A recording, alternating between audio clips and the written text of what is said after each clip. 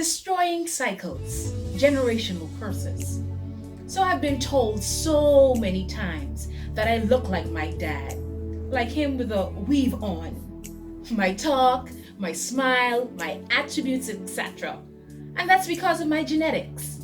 I got some DNA from him, some cells from him, so I'm like a mini him, so to speak. In the same token, just how a person can receive all the good stuff from their parents, so can they inherit bad genetic material. They are called mutations. Unfortunately, some babies die before birth. Others are born with deformities. And sadly, it is these genetic imperfections that are called generational curses. Now that's physical, but there's a spiritual side as well. It's the manifestation of karma. What goes around comes around. The concept that the sins of the parents fall on the shoulders of the children. Now, this could very well be debated, but just to tickle your brain a bit, let's examine the principles. As you sow, you shall reap. The Bible says that the parents have eaten sour grapes and the children's teeth are set on edge. Remember Noah in his drunkenness, whose son Ham witnessed his father's nakedness?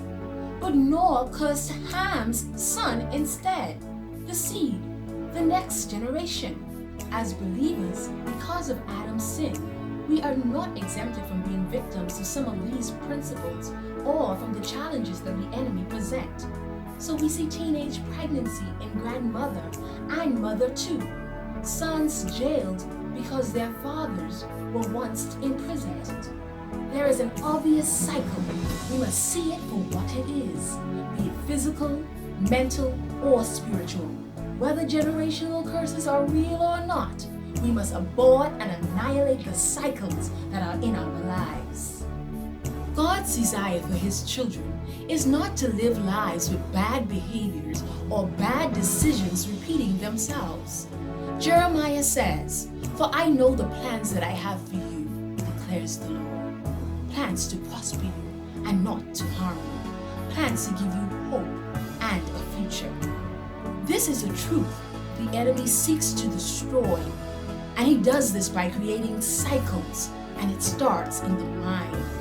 He will conjure and manipulate strongholds to cause us go around our mountains over and over again. He will cause us to live lives of fear and become trapped in prisons we ourselves have created. But today, we will stand against such prisons, cycles, or curses. We will recognize them. 1. 2.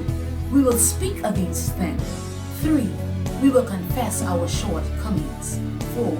We will forgive our past, forgive our hurts, be it parents or friends. 5.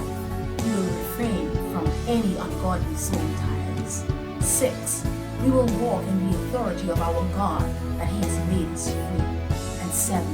We will declare that we are overcomers by the blood of